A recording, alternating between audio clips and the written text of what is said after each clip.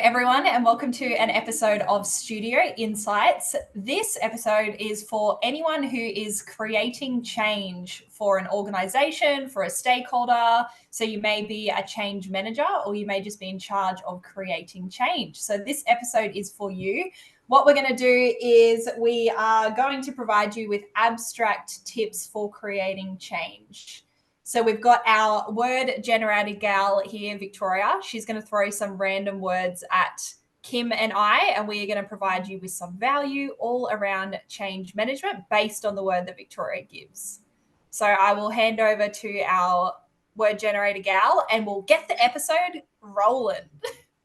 Okay. Who wants to go first? I'll go since Hannah did that. Yeah. All right, Kim, your first word is pride. Take pride in the impact that it can have and tap into the truth of what that pride represents for you in your role as a change manager and how it has a ripple effect on the results through the change that you create. Woo! Good start, Kim. Feeling very rusty. It will get better. Wait till then. Yeah. Hannah, your word is carrot. Oh, this makes me think of like when you dangle a carrot and you say that's like the reward. So I feel like that means if you are wanting people to change, there has to be some sort of reward for them as individuals. So you need to figure out what the carrot is for them and then help them understand that by changing their behavior or changing in the way that you want them to, they're going to get that carrot at the end. Very good. Kim, your next word is steak, but like the meat steak. Oh.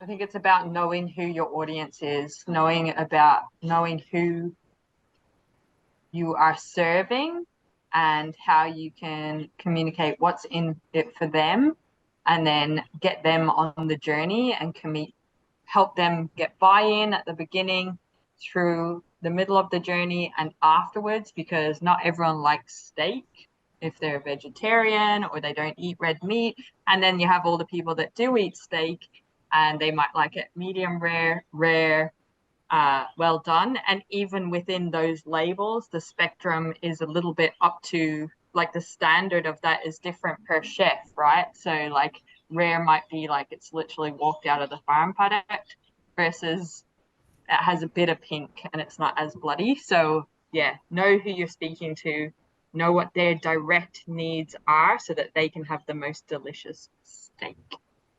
Ooh. I didn't know where you were going then, but you tied it together. Yeah. I didn't speak to my audience at the beginning. I could have been like, here's all the flavors of steak. And then Hannah, your word is velvet. Velvet.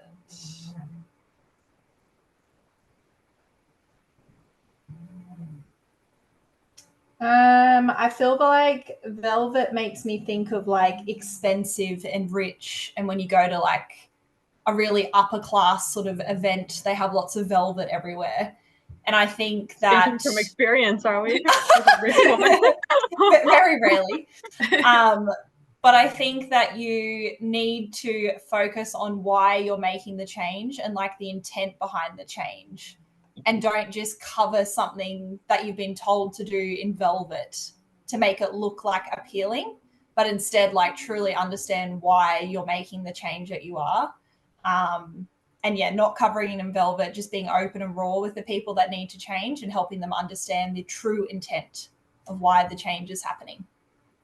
Because I have been in a situation where a change was happening, and I would say they used like the velvet approach, and it didn't go down well because like the intent of the change wasn't like shared with people, and it was like just a show, and everyone was like, what was that? Like, we have no idea. Like, it was cool, but where are we actually going with this? So yeah, don't do that.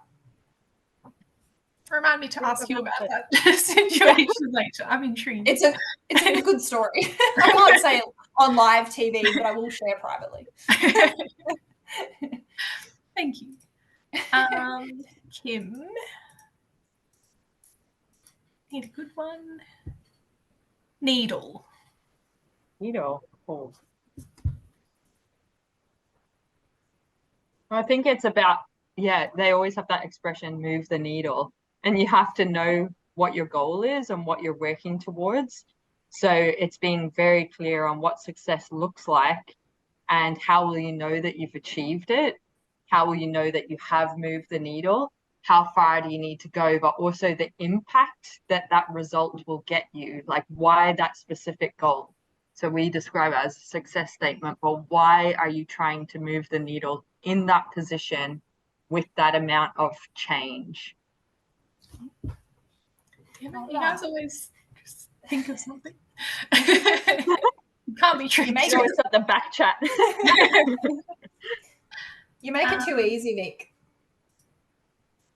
Come on. I think because I wouldn't be able to think of tips for most of the words. Like, oh, this one's really hard.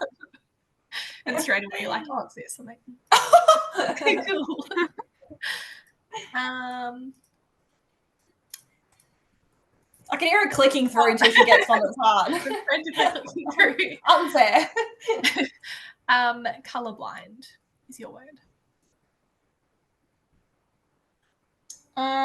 Colorblind, that for me is thinking about how you present or design the change. So for example, when you're creating a resource or a piece of art or just anything that people view, you have to be aware that there's people that are colorblind and will see your design differently. So that to me is about sharing your message about change in multiple different ways that will connect with different people, and not just thinking everyone will understand the exact same message. So figuring out who your audience is, the differences they have, and crafting messages that speak to each audience group. Very nice.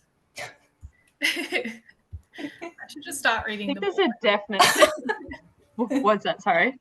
I just should start reading all of the words out because you can't... Neither of you can be tricked or can't fool us. It's easy when everything is human-centered, because I was just like, everything comes back to who's the people you're speaking to. Yeah. So there's a formula. Yeah. You should buy our human-centered design cohort and come join us, and we'll teach you how to do this. It's just a perfect representation of why this is so amazing and effective. Yeah, human-centered design helps you be prepared in the moment for any situation. Like Kim and I coming into this situation, we have no idea what Victoria is going to throw at us, and every single time we've had the confidence to share something with like rigor and providing value. So that just shows like what human-centered design can do for your life. If you want confidence, if you want to be successful when you put on the spot, get into the human-centered design cohort. Of course, people. Link in the description and the video right now. Thank you. That was amazing. No steak knives available. Can we get back to work now? No, but literally, I feel like that should be it. But I'm happy to keep going. That was brilliant. Thank you, Hannah. Would you like to end it? Word? Or do you want more? Okay. No, now the suspense. Everyone's like, what's the next word? I actually don't know whose turn it is. I think it's mine. Okay. Kim's, yeah. Yeah. Jacket.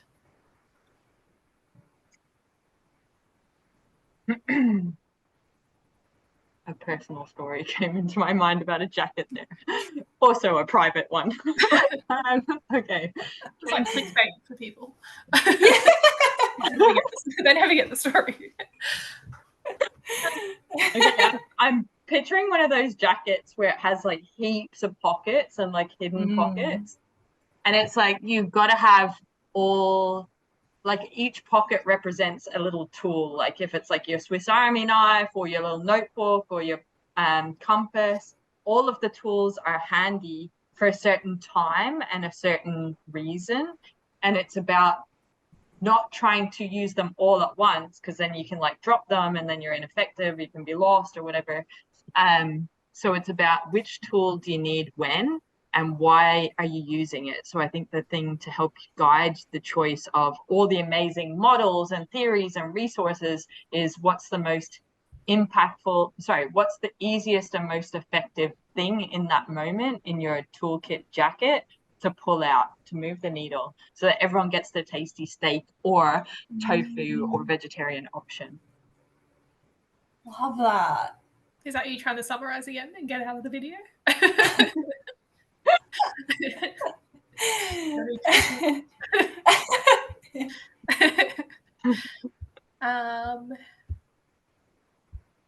Presidency. Presidency is around someone leading a group of people. For this, I think it leads me to champions, so change champions. And that's around like having people who already believe in the change that is happening, or has impact or influence on the audience that you need to change. So I think by finding those change champions who can be like the president of the change management process and help people move forward, by finding them and skilling them up and training them to be able to share the change with others and influence them, then you'll have much more like opportunity for touch points and have a better chance of creating change. Good one. Okay. We'll put a legit teaser in. The private stories will not be shared. However, in the next episode, I reckon we do this again, but the words that are pulled out are actual solutions. So this is very much around the analysis instructional design, but let's use the words to stimulate what interventions or tangible solutions might we create. We can do an example if you want to give me a word so that we can fully tease.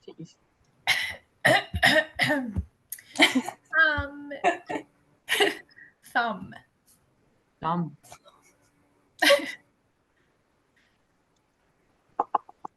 I've done it. I've stopped it. Finally. Just do you have one?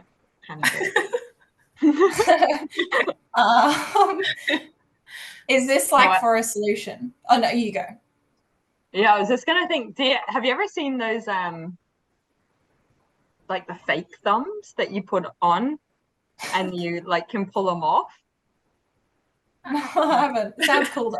Okay, well, let's make fake thumbs out of rubber that get scattered around the place, and they have like the thumb imprint is like an identifier, so like a QR code, like, and then that reveals some sort of solution, whether it's a tip sheet or a message or something like that. I love that. I've got another one. Can I share one too? Oh, next episode. No, jokes.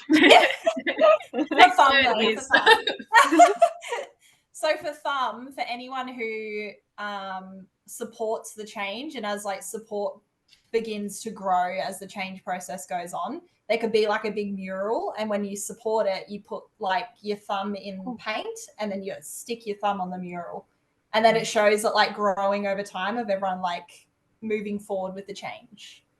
That's cool. It's like a visual representation. Data. Oh my god. Yeah. Next episode, more of these cool ideas. Bye. What's up, awesome human? Thank you on behalf of myself and the Belvista Studios team for continuously choosing to learn with us. We really appreciate it.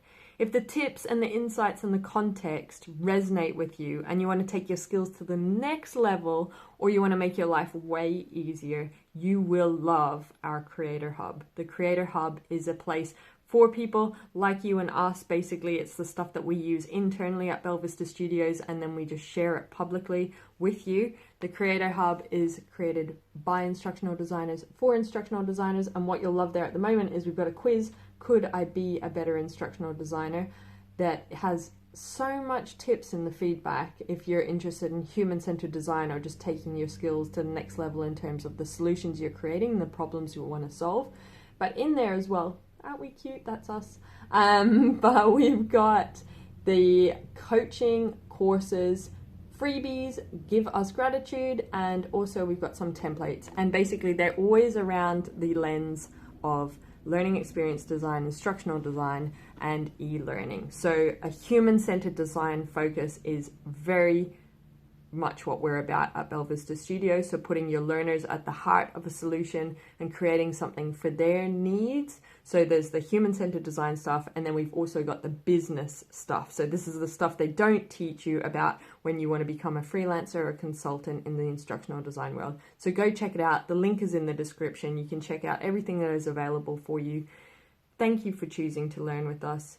Continuously invest in your skills. You will be rewarded as an instructional designer. Share this stuff, share it with other people, because when we are better instructional designers, we create better solutions that create better humans, that create a better world. So we have a very important role, and I'm excited to be on this journey with you. Have an awesome day.